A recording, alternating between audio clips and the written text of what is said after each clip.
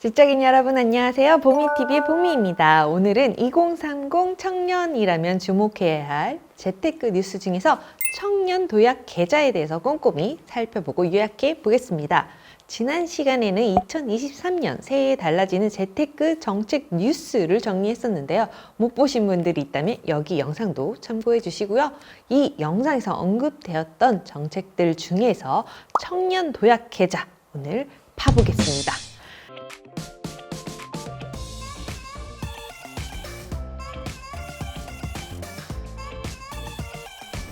청년 희망적금이라고 들어보셨나요? 문재인 정부에서 출시했던 청년들의 목돈 마련 제도였다면 이번 윤석열 정부에서는 청년 도약계좌란 이름으로 조금 더 혜택을 추가했다고 합니다.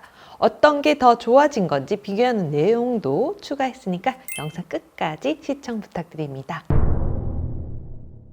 청년 도약계좌의 취지는 청년들의 중장년 자산 형성을 위해서 마련된 제도인데요. 윤석열 정부가 공약으로 10년 만기 최대 1억 원의 목돈을 마련할 수 있게 지원하겠다고 해서 화제가 되었었습니다. 실제로 정부 출범 이후에는 10년이 아니라 5년에 5천만 원으로 축소가 되었는데요. 정부 재정 등을 고려했다고 하네요. 금융위원회에서 2023년 예산 확정을 보도자료로 배포를 했는데요. 올해 6월 출시 예정인 윤석열 정부의 청년 도약계좌는 청년들의 중장기 자산 형성을 지원하기 위한 제도이죠. 그래서 여기에 3,678억 원을 서민금융진흥원에 출연했다고 합니다. 반면에 문재인 정부의 청년 희망 적금은 청년층 저축 장려와 재정적인 자산 관리를 돕기 위한 건데요. 지난 22년에 출시한 청년 희망 적금을 만기까지 안정적으로 운영해 나가기 위해서 3,602억 원을 서민금융진흥원에 출연을 했다고 합니다. 둘 다 안전하겠죠? 청년 도약 계좌 가입 조건은 어떻게 되는 건가요? 납입 한도는 월 최대 70만 원이고 5년의 의무 가입 기간이 있고요. 여기에 정부 기여금과 은행 이자를 모두 합쳐서 만기 시 최대 5천만 원까지 목돈을 마련할 수 있습니다. 가입 대상 2023년 기준 만 19세에서 34세 이하인데요.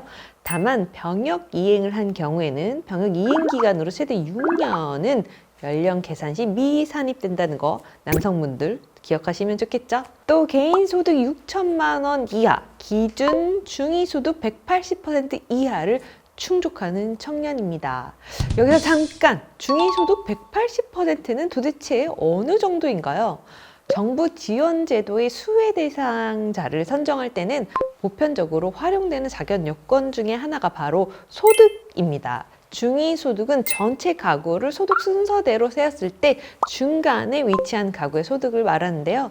매년 정부에서는 이 중위소득을 토대로 각종 경제지표를 반영한 국민 가구소득의 중간값을 발표하곤 합니다. 이를 기준중위소득이라고 하는데요. 매년 달라지는 금액이니까 해마다 체크해 볼 수 있겠죠. 2022년, 2023년 중위소득표에서 180%가 되는 부분을 살펴보니까 1인 가구일 경우에는 약 370만 원대, 2인 가구일 경우는 620만 원대인데요. 정확한 숫자와 자세한 표를 보고 싶다 하시는 분들은 정부에서 제공한 콘텐츠가 있으니까 제가 그거 보실 수 있게 설명란에 링크를 넣어두겠습니다. 본인이 납입한 금액에 비례해서 일정 비율의 정부의 기여금을 지원받고 계좌에서 발생한 이자 소득 등에 대해서는 비과세 혜택을 적용할 예정이라고 하니까요. 청년 도약계좌. 자, 소득이 높으면 납입금액의 3% 기여금을, 소득이 낮으면 납입금의 6%를 지원받을 수 있다고 합니다. 70만 원 곱하기 12개월 곱하기 5년이면 4,200만 원 정도가 되고 여기에 정부의 기여금과 이자 소득에 대해서 대략 800만 원을 제공받을 수 있다는 것. 또 금리는 아직 확정이 되지 않았지만 지난 문재인 정부에서 했던 것을 살펴보면 대략 5에서 6%가 될 거라는 추정이 많습니다. 자, 그러면 문재인 정부 때의 청년 금융상품으로 청년 희망 적금이 있었는데 그럼 청년 도약계좌와 비교하면 어떤지 조금 더 살펴볼까요? 총 급여 3,600만 원, 그리고 종합소득이 2,600만 원 이하의 청년 가입이 가능했던 게 청년 희망적금이었고요. 만기가 2년이었고 최대 월 50만 원 납입 시 최대 첫 해에 12만 원, 둘째 해에 24만 원 지원해서 최대 36만 원을 지원하는 정책으로 이자도 높고 저축 장려금도 있어서 인기가 많았던 정책이었습니다. 이미 청년 희망적금을 가입한 분들이라면 2023년 2년차의 장려금을 수령이 가능한데요. 청년 희망적금은 추가 가입은 안 된다는 점을 기억하면 좋을 것 같네요. 그리고 앞으로는 청년 도약계좌에 조금 더 관심을 가지고 가입하면 좋겠습니다. 청년 도약계좌에 업그레이드 된 점 간단히 정리해 볼까요? 첫째는 소득 조건이 조금 더 넓은 범위가 되어서 소득 기준이 완화되었다는 것입니다. 그래서 돈을 조금 더 많이 벌어도 가입할 수 있다는 거죠. 둘째로는 저축 금액도 70만 원 한도까지 가능하니까 납입 가능 금액이 늘었다는 겁니다. 셋째는 지원금의 비율도 6%까지 높아졌다는 점. 넷째는 만기가 2년에서 5년으로 변경되었다는 점입니다.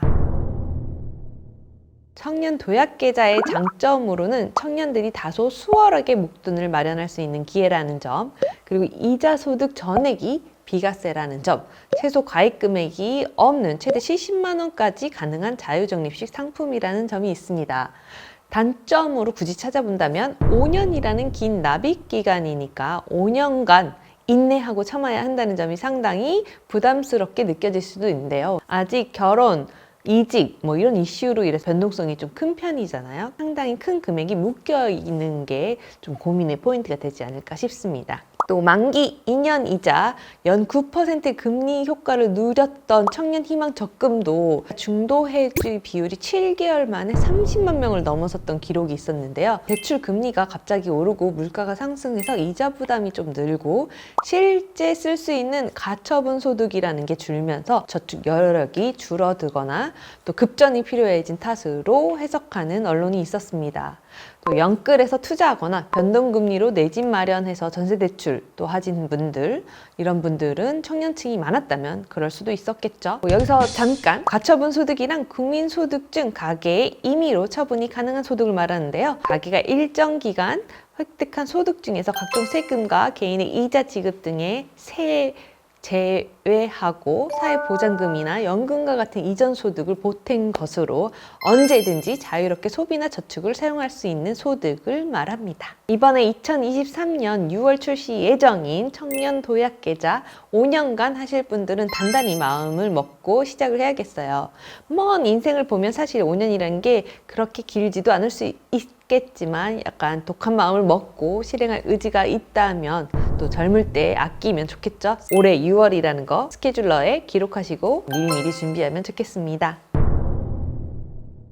청년 희망적금은 2024년 2월에서 3월경 2년 만기가 종료가 되는데요. 추가 가입이 안 된다고 하고요. 약정된 장려금을 지급하면서 사업을 종료할 계획이라고 합니다. 앞서 금융위원회에서 예산 편성된 거 확인하셨죠? 혹시 놓쳤다 하시는 분들은 또 이 영상이 한 번 봐서 이해가 잘 안 된다 하시는 분들은 2번, 3번 반복하시기 추천드립니다. 또 다만 청년 희망적금을 가입한 분들도 청년 도약계좌를 가입하게 할지 못하게 할지는 올해 6월에 조금 더 구체적인 사항이 정확하게 나오면 확인이 가능할 것 같습니다. 더 많은 정보를 원하신다면 제가 사회초년세 재테크 꿀팁 플레이리스트를 만들어 두었으니까요. 여유될 때 하나씩 영상 살펴주시면 좋겠죠?